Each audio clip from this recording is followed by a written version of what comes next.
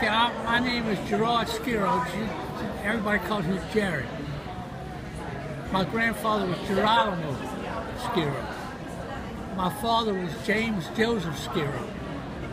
And I had Uncle Nicholas Skiro, and Roman Skiro. And they had two sisters, Frances. One was Frances and one was Marie.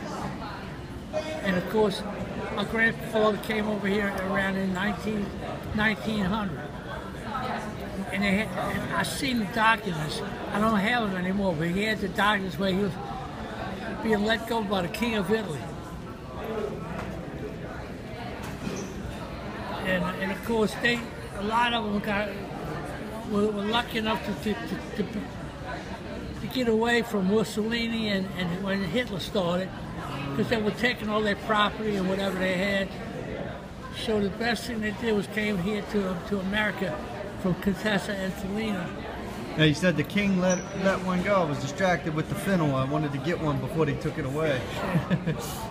You said the king let somebody go? Yeah, well, I had doctors saying that they could leave the country. Okay. And actually, you can find a lot of those documents are still here in New Orleans in the courthouse. Mm. Unfortunately, Joe Maselli knew how to get all that sort of thing, but of course he passed away. Mm.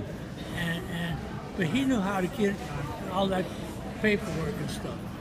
And it was very interesting. Unfortunately, when I got it, it was before Katrina, and a lot of that stuff got lost. Hello. But it's a wonderful thing to go to Contessa over there in Sicily and see all the historical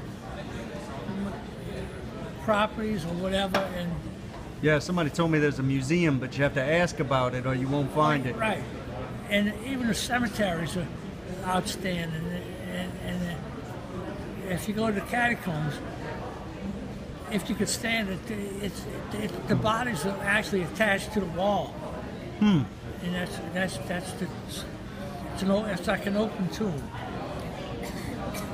But I've been through there, and I definitely want to go back. Oh yeah, I'm looking forward to going myself. But there's so much to see over there. It's unbelievable. Mm. And when you see some of the people, you think you know them. Right, that's the faces, because they're so familiar. And just like in Contessa, you know, so many people from Contessa came to New Orleans. There's more Contessa blood in New Orleans today than there is in Contessa. Wow. And that's a fact. But the beautiful part is that when the old folks came here, they came my people came straight to New Orleans. They didn't go to New York. And most of them had a lot of farm ability. Or they were all skilled. Right. Very highly skilled people. They would work for a couple years and then open their own business. Most of them are. You can find that way. A lot of them are all self-employed, and they had a lot of drive. Right is good. Let's ask Mr. Jim and Mr. Barrett. But it's a very interesting subject, and the people are just completely interested. They're very particular about their food. They're very clean people and highly disciplined. Now you said there were a couple of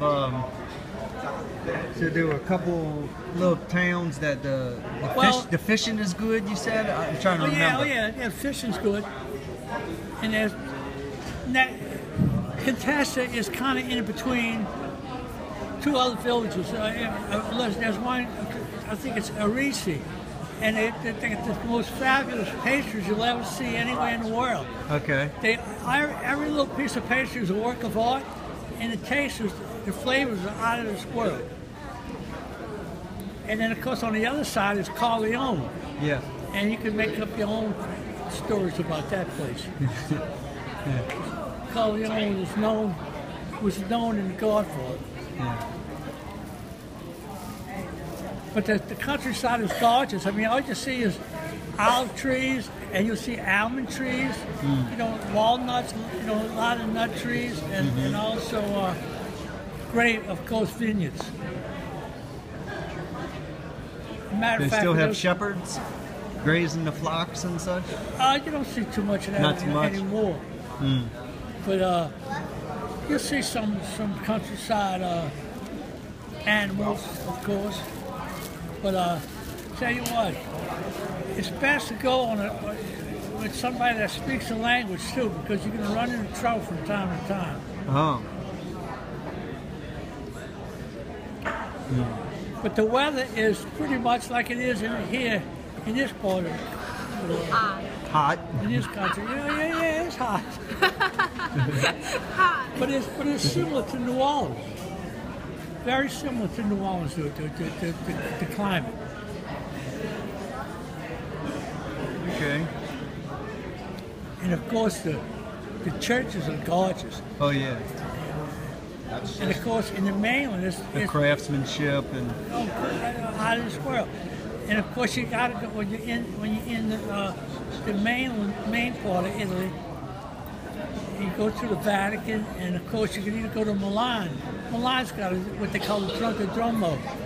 It's a church that's 5 stories high. You can go walk on the roof. That's a tourist attraction. And I was fortunate to do that, my wife and I. And every 2 or 3 feet there's a statue, even on the roof. You never seen so many statues in all your life. But it's amazing how they built those buildings in way back when they never had any of the tools that we have today.